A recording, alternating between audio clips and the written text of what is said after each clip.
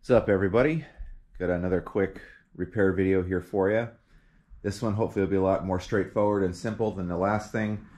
We're still working on the side-by-side little mini go-kart thing the kids got, but I'm having some flooding issues, if you saw the last video, to where it's just soaking the plug. So I've got some parts on order, and while we wait for those parts, we've got this bad boy right here, which we need to change the drive belt on.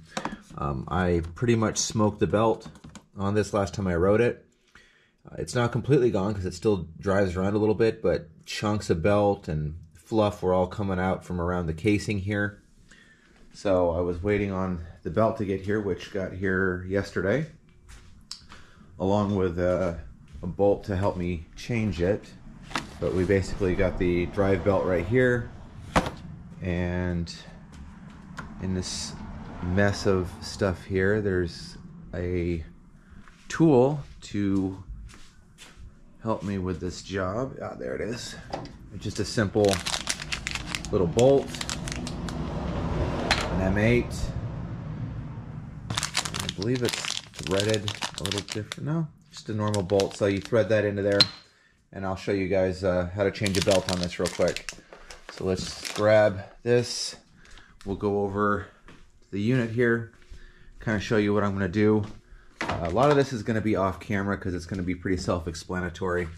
Oh look, piece of the belt. So a lot of that kind of stuff is coming out from around here. I'll actually show you guys once I get this cover off what we're dealing with. In order to get this cover off easily, I'm going to have to remove some of the shrouding.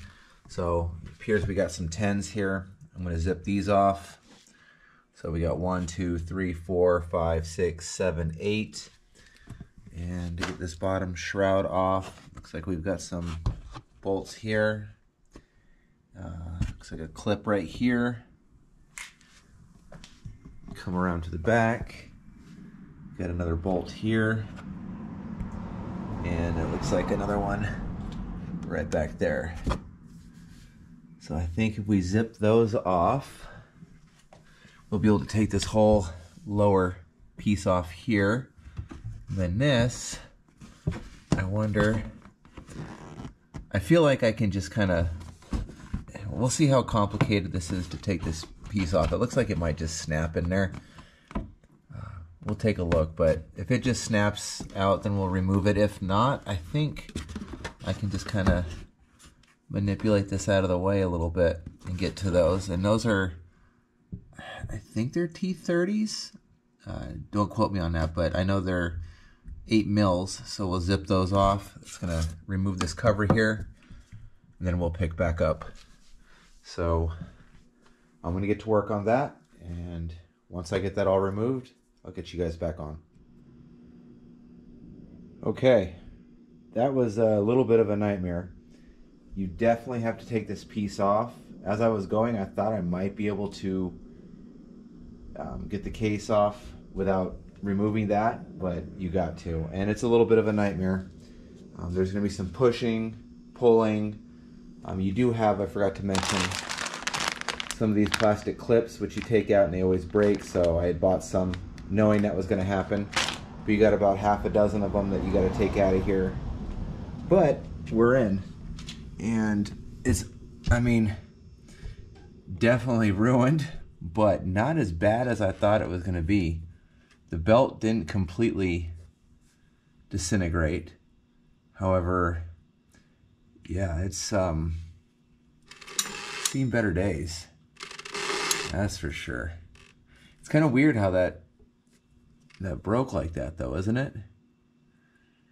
So basically, what we got left to do now is this guy gets threaded in, I think this hole right here, and that's gonna separate this so we can get the belt off and slip the new one on. And yeah, I mean, taking the plastics off and putting them back on, I can tell you right now, is going to be by far the hardest part. But other than the belt looking destroyed. You know, not bad. It's interesting though that the outside of the belt disintegrated, because the inside of it, it looks good. I'm very surprised. So this belt looks like, it looks like it's used for two different applications actually, because look at the pattern. Look at how thick those are compared to these. So I got to remember putting it on, put the thick ones that way. But yeah, it's going to take you about an hour probably to do this, but definitely something that you can do. But yeah, those plastics are no fun. They were a pain taking off. I guarantee you, it's going to be a hell of a battle putting them back on, but I'll get it done. I'll figure it out. And besides, I'm not super concerned about, you know, if you scratch the plastics or anything like that. This is a dirt machine. It's not like the bikes or anything like that. I'm not trying to keep it super clean. I mean, I don't want to intentionally damage or scratch anything, but if it happens, I'm not going to be that upset about it. So the first thing that we're going to do actually though is we're going to spray out all the dust. And I'm going to turn the air compressor off. I've got enough charge in here probably to spray it out. Trying to do this one-handed, guys. Here, let me set you up on the stand here. There you go. So we'll just spray this out. Woo! Look at that. She dirty.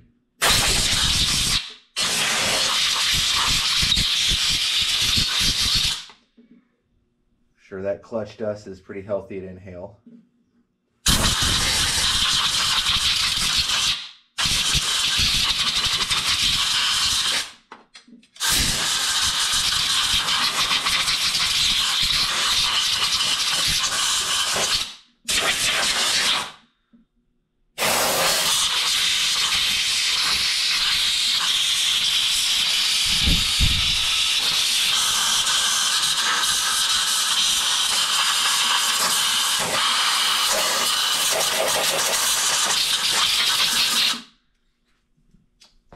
And we're gonna dust out the inside of this. You want to make sure this gasket stays intact, and when you put it back on, you want to make sure it's nice and flush, because you want to keep this watertight. All right, I'm gonna turn the camera off, turn the air compressor back on, and I'll show you guys me putting the belt on. All right, so cleaned everything out. I took a damp rag to the mating surfaces of the, hold on. Oh, man, I got the farts. Yeah, definitely looks like the same belt. But basically took a damp rag to the mating surfaces of the case and the cover so the gaskets seal real nice. But yeah, that looks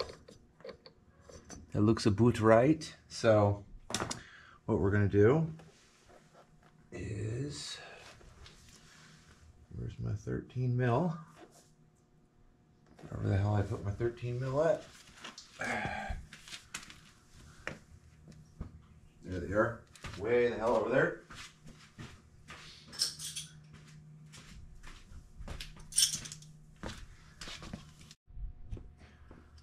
Okay, so let's get going on this. Mating surfaces I wipe down with a nice cloth so that when I put the case back on, there's no contaminants in between. We want to try to keep this like a watertight seal. You don't want water getting in on your belt. It'll cause premature wear as well as slippage, which will also cause premature wear. Got a 13 here that we're just screwing into this right here, and this right here should separate the secondary. There we go, hit a little resistance. Yep, you can already see the belt getting looser. Let's try to hold that still. Oh yeah. So we'll get this nice and loose. And we'll throw the belt on. As you can see, there's a directional arrow for the belt. From my understanding, it doesn't matter which way you put the belt on. However, I'm going to follow the arrow regardless. From what I hear is that that's just there so that if you have to take the belt off and put the same belt back on, I'm not sure why you would do that when you already in here. You would just, I feel like you'd want to replace it anyway, whether it was bad or not. Let's see if I can do a little bit more. But from my understanding is that so it just wears in the right way. You don't want to put a belt on and have it wear one direction and then put it on and have it wear the other direction, if that makes sense.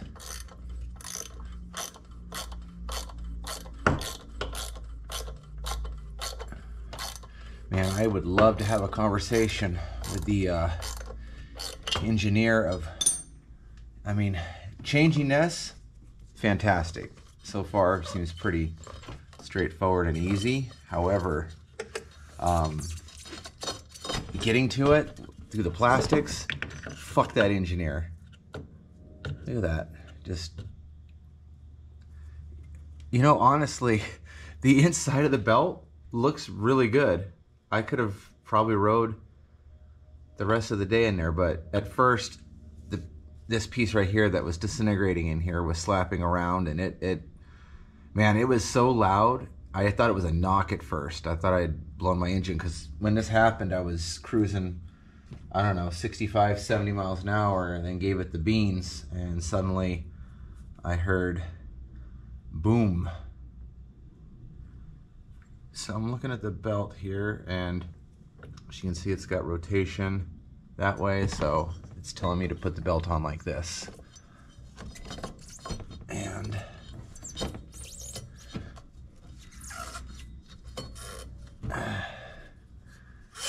the new belt appears to be a little tighter, so we'll do a couple more turns on this.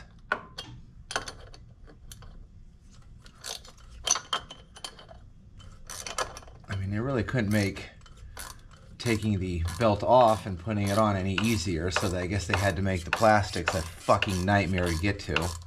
I couldn't imagine anybody being able to do this in the field. You can almost get to every single bolt around this, with the exception of that one down there, which there is a little access panel through here, but I feel like it's just there to tease you, because, man, good luck. Good luck if you had to do this in the field. There we go. Okay. So, do I have a 13 on here? That's a 15. Oh, I do. I have a 13 right here. So what we'll do, because I'm just all about saving that time, is we're just gonna put a 13 on there like so.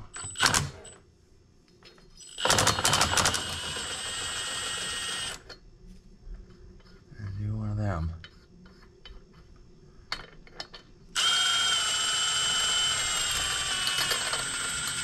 All right.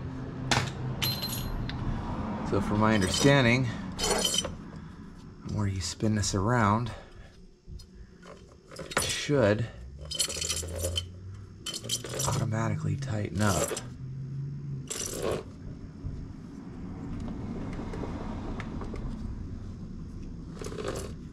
I think I feel it. Yeah, there we go. Yep, there it goes. Cool. All right, let me start this up real quick just to make sure we're good to go.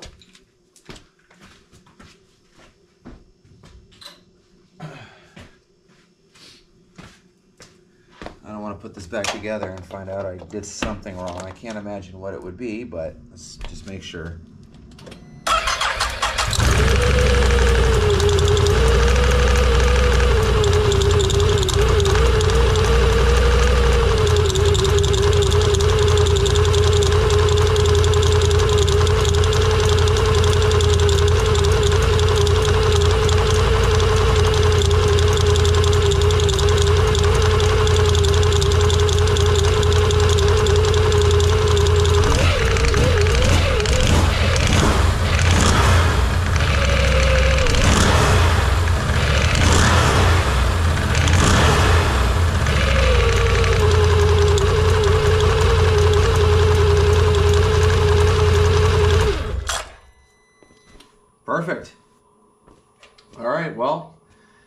that is basically that's basically it.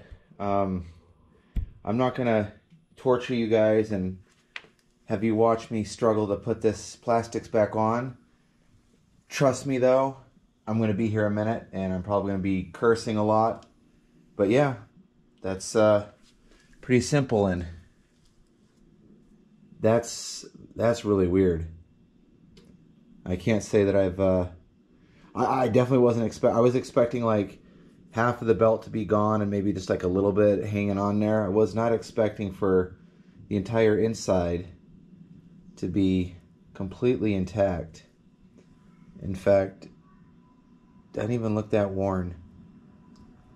So, interesting. Anyway, guys, thanks for joining me. Glad I could finally start wrenching on in the garage again and kind of showing you guys some stuff. I've got plenty left on that table there. We've got a lot of stuff to do motorcycle-wise, but this came up, and I've got a trip coming up where we're going to Cinder Hills and Flagstaff, and definitely want to get that going, along with the buggy on the side, which, like I said, we're waiting on parts for. So, thank you for watching. If you like this video, drop a like, subscribe, thumbs up, whatever. Peace. Okay, got a little bonus information for you guys. For the first time in my life, something actually went together a lot easier than it came apart. A little bit of wiggling and everything kind of just popped right back into place. So I've got like, I don't know, a dozen between these pop rivets and some bolts to throw in, but dude, everything is lined up. It's in and done. I can't believe how easy that went back together. I struggled so hard to get this apart, and for it to pop back together like that, wow. I don't know if it's maybe because I'm just learning how to deal with it a little bit more, but god damn, that came back together easily. So anyway, that's that little bonus feature for you. So taking it apart, I think, is way worse for once than putting it back together. Anyway, that's the end of the video for real this time, so peace.